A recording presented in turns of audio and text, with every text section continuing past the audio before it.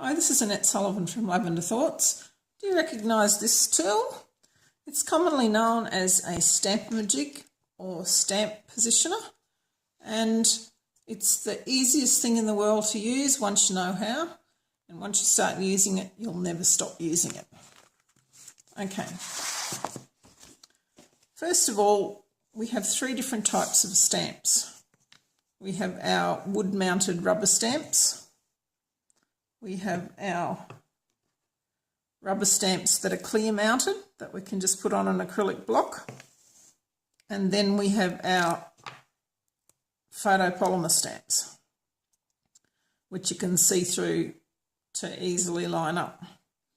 Okay, the idea of a Stamp-a-ma-jig is to help you line things up, and there are different ways that you can do it.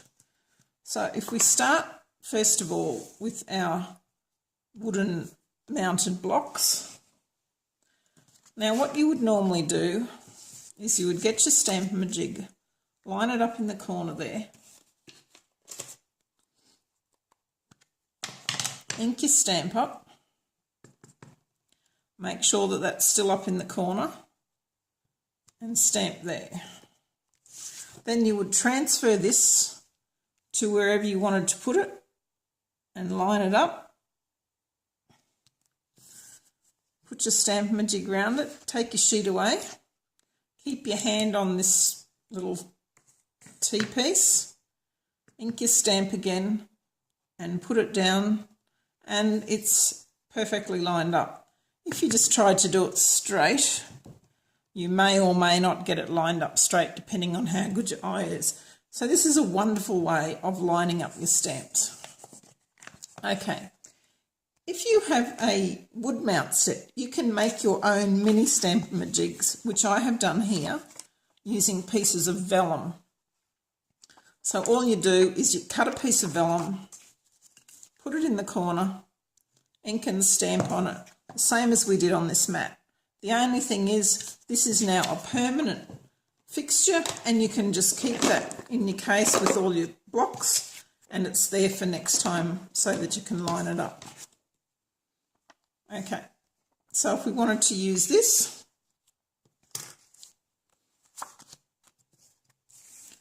we'll just get our piece of cardstock, work out where we want our dancing lady,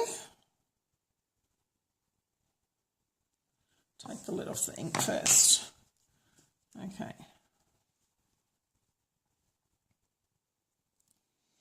So we might put her there, I think. So line that up in the corner there, take that away, ink our lady, and she's in the perfect position we want.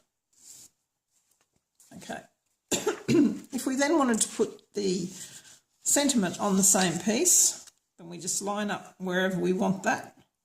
So say we wanted that lined up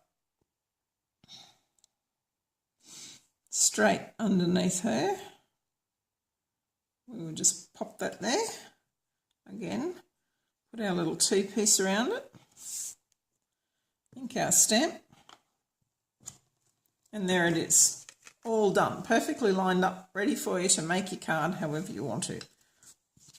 And remember, we've got our permanent Stamp-a-ma-jig sheets with the vellum cardstock.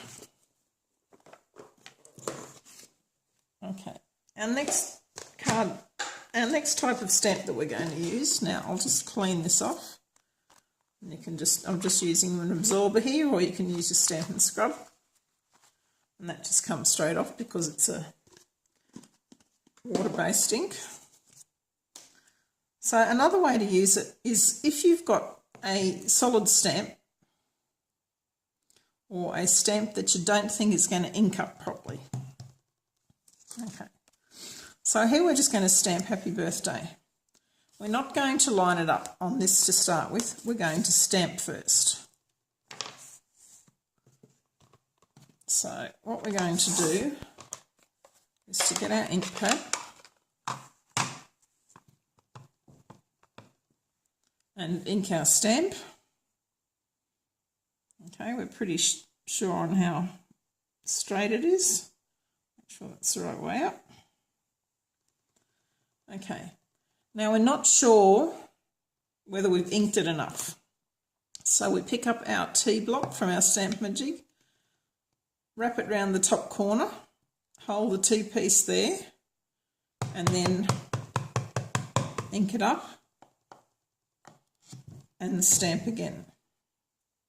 Okay, and you can see in this case I've actually moved it, so you get a different look. What we can actually do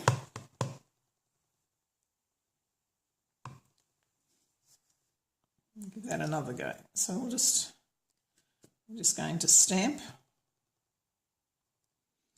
put our block round there, and the trick is not to move the cardstock that you've stamped on or your corner piece. And there we have it perfectly stamped twice. So if you're not happy with the first inking, you can then re-ink it by just having your Stamp-a-ma-jig lined up with those. Okay, now with the photopolymer stamps. Photopolymer stamps you can see straight through, so the theory is you can line things up perfectly, but sometimes it's a little bit hard to see through what you're doing. This one we're going to use some of the stamps from the Sprinkles of Light, and I've got the tree, and I'm going to do a couple of different ones here. So we're going to do a cupcake with that one, and we're going to do a tree and put a little bird on it. Okay, so the first thing you do is get your cardstock, put your tree on it where you want your tree to stamp. Okay, so we're going to stamp that there. We just put our block on top of it. We're going to put that round like that. Now I didn't get the ink pad ready first. It's always a good idea to have the ink pads ready before you go. Okay, so I've got that lined up. Just going to stamp our tree. And that's pretty good, we don't need to restamp that. So then we want to put the leaves, and we want the leaves to make sure they're straight on top. So you can see through there and you can sort of see whether they're straight on top, but sometimes it's a little bit hard to line that up. So we just put that there. Again, put our block over the top of it, put our Stamp-a-ma-jig back, ink it up and stamp, always holding that T piece firmly in place. And as you can see, that's a good idea because my leaves over this side haven't inked properly. So by holding everything still, I can then go back, re-ink my stamp, go over the top, and now I've got beautifully inked leaves. Okay, we now want to put a bird on there, this tiny little bird. I'll just sit in there. Come back with the, so I put that on top of him, bring that in, ink him up and put him on the tree. So there's our bird in the tree. Now if we decided we didn't like that and we wanted the leaves further down, we can just do that again. So we can line up our tree, we know that it's straight. I'm going to put that in there. And then get the leaves back again. Take it off the block. We might actually put it down further this time. And you can see through there and get a good idea. And because you're doing it this way, you haven't got any ink on your stamp, so you can sit your stamp on top of it and see whether it's lined up where you want. Put our block on it, hold our block, put our T-piece down again, stamp, and again I've missed some of the inking, but because I'm holding the Stamp-a-ma-jig, I can go over the top, stamp it again, and there's our tree all lined up perfectly well. Okay, so we'll just have another go, and this time we're going to make a little cupcake with some candles on it.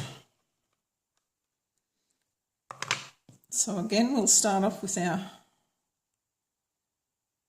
cupcake base, put our block on it,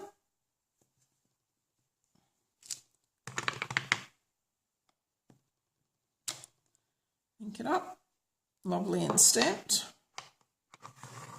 And we're going to get our topping for our cake. Just going to line that up where we want it. Another block, set that around there, and again I've forgotten to open the ink pad.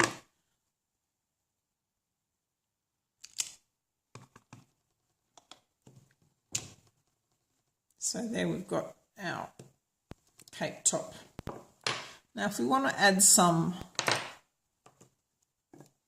candles on top of it, again we do the same, we just pick it up, work out where we want the candle to come, line up our block, a bit hard on this little skinny block, okay, and then straight down, and I missed a corner of it so I can re-ink it and go straight down again, and I've got my candle exactly where I want it. So that's how easy it is to use the Stamp-a-ma-jig. My problem was when I first started it, every time I used it, I would put it back in its box after I'd finished with it. Well, it would sit in its box and I'd go to do something and I'd think, oh, it's too much effort to get it out of the box, I'll just wing it and try and get it straight. And of course you'd never get it straight when you wanted to get it straight. So what I have learned is that these two pieces stay out on my desk all the time. So it's very easy to reach over and get them as I want them, and I can line everything up perfectly. And if I haven't inked it properly, well, because I've already got this in place and I've held it there after I've stamped, I can easily re-ink it and it'll go perfectly over the top. I hope you've enjoyed this little tutorial. If you've got any questions on it, just leave a comment at the bottom of the video. Don't forget to like my video and subscribe to my channel so that you can see what's coming up. Thanks again. See you soon.